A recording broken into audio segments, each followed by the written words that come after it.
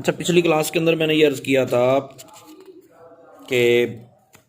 بچہ جب نیا آتا ہے تو اس کا تعارف حاصل کیسے کرنا ہے اور آگے اس کا تعارف کروانا کیسے ہے۔ اب یہ ہے کہ بچے کو الگ طور پہ جب نیا بچہ داخل ہوا ہے تو اس کو ظاہر ہے ادارے کا ماحول بہترین ہوتا ہے، اور ممکن ہے بچہ جو باہر سے آیا ہے وہ کسی ایسے ماحول سے آیا ہو کہ جو ماحول درست نہ ہو، تو اس وجہ سے ویسے بھی استاد کا حق بنتا ہے کہ وہ بچے کو اچھے طریقے سے ٹریٹ کرے اور اچھے طریقے سے اس کا ذہن بنائے۔ اور اس کا طریقہ کار یہ ہے کہ اب بچے کو الگ بٹھا کر، سب کے سامنے نہیں، اسی اکیلے کو مخاطب کر کے، ایسا نہیں، یا تو سب کو ہی اکٹھے مطلب سمجھایا جائے، یا پھر اس کو اکیلے کو بلا کے، اکیلے کو بلانے کا مطلب یہ ہے کہ اکیلے کو ایسی جگہ بلایا جائے، یہ حفظ و ناظرہ کے حوالے سے میں عرض کر رہا ہوں، بچے کو اکیلے ایسی جگہ بلایا جائے کہ جو اوپن ہو، جہاں کسی آنے جانے پہ پابندی نہ ہو، مطلب سب کے سامنے اس کو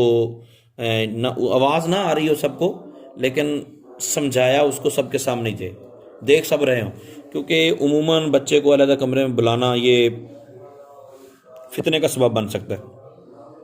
تو اب اس کا ذہن بنائیں۔ تنہائی کا مطلب صرف یہ ہے کہ دوسروں کو نہ لگے کہ اس کو نماز کا سمجھایا جا رہا ہے، کیونکہ آپ سب کے سامنے ایک بچے کو کہیں گے تم نے نماز پڑھنی، پانچوں وقت کی نماز پڑھنی، جھوٹ کبھی نہیں بولنا، تو بچوں کے ذہن میں شاید بات آ جاتی ہے کہ کہیں نہ کہیں اس کے والد نے یا کہیں اس کی کوئی شکایت لگی ضرور ہے، تو اس طرح نہیں کرنا۔ ہاں، ذہن اس کا پیار سے بنایا جائے، بیٹا آپ نے اپنا یہ ذہن بنا لینا ہے کہ مجھے کبھی بھی جھوٹ نہیں بولنا، اپنے والدین کے کہے ہوئے ہر جائز کام کو فوراً کرنا ہے، پانچوں نمازیں باجماعت مسجد میں ادا کرنی ہے، اگر بالغ ہے تو ٹھیک ہے، نہیں تو پھر اس کا ذہن بنا دیں کہ بیٹا اپنے گھر میں نماز پڑھنی، گھر جا کر روزانہ اپنے امی ابو کے ہاتھ بھی چومنے، گھر میں بھی امامہ پہننا ہے، ٹوپی پہن کے رکھنی، اگر کسی جگہ یونیفارم میں صرف کیپ ہی ہے تو کیپ پہن کے رکھنی، اور بہتر یہ ہے کہ وہ امامہ شریف سے جائے۔ اچھا، روزانہ کم از کم 313 بار درود پاک پڑھنا ہے، تو درود پاک کی کثرت سے انشاءاللہ اس کا ذہن بھی وسیع ہوگا اور اس کو محبت رسول بھی نصیب ہو۔ راستے میں آتے جاتے سب کو سلام کرنا ہے، گھر میں سب کی منزل کے لیے کم از کم 1 گھنٹہ پڑھنا ہے، اور جو درس نامی کے طلبہ ہیں وہ ظاہر 2-3 گھنٹے ان کو ٹائم ملے گا تو وہ اپنے حساب سے ایڈجسٹمنٹ کریں گے۔ تو یہ استاد پہلے سے ان کا ذہن بنا دیں کہ اگر آپ یوں پڑھیں گے تو آپ کو زیادہ فائدہ ہوگا، جو میں طریقہ کار بتا رہا ہوں اس کے مطابق پڑھیں گے تو فلاں یہ پڑھ گیا، فلاں یہ پڑھ گیا، فلاں یہ پڑھ گیا، تو آپ ان سے آگے نکل سکتے ہیں۔ اس طرح کر کے اس کا ذہن بنا دیا جائے، ٹھیک ہے۔ اور ممکن ہو تو کوئی ایک رسالہ دے دیں اس کو، اچھا سا رسالہ دے دیں،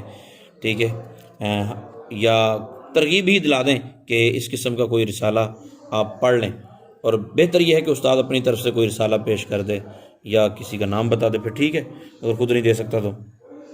آپ اس کا ذہن بنائیں کہ کل تک آپ نے یہ پڑھ کے آنا ہے، یا 2 دن میں اگر آپ پڑھ لیں گے تو میں آپ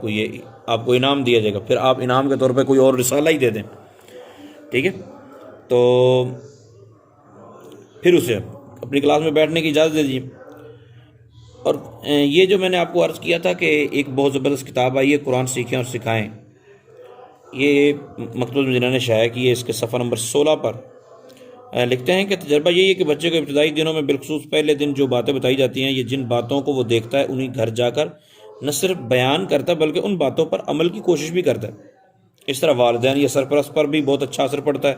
کہ اللہ کا شکر ہے ہم نے جہاں بچے کو بھیجنا تھا یا جس طرح کا ہم چاہتے تھے بچے کو ویسا ماحول مل گیا،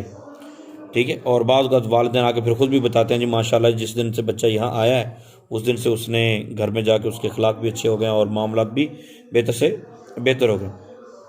بہرحال اگر 4 5 10 بچے اکٹھے داخل ہوں تو اس میں پھر اکیلے کسی ایک کو متوجہ نہ کیا جائے بلکہ سب کے لیے ایک ہی طرح کا ماحول پیدا کیا جائے۔ اللہ تعالی ہم سب کو آسانیاں مہیا فرمائے، آمین بجاہ النبی۔